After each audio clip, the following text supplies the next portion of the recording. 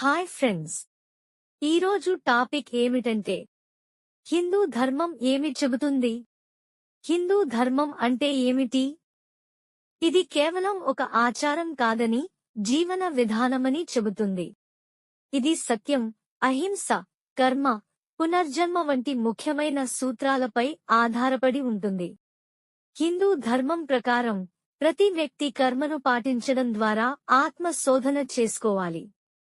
అస్తిత్వం, సృష్టి, దేవతలు మరియు సర్వజీవుల మధ్య సంబంధం గురించి స్పష్టమైన మార్గదర్శకాలు ఇస్తుంది.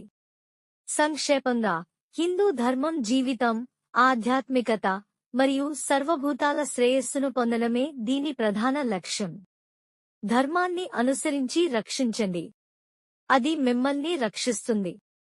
ధర్మం అనేది జీవితానికి గొప్ప మంత్రం.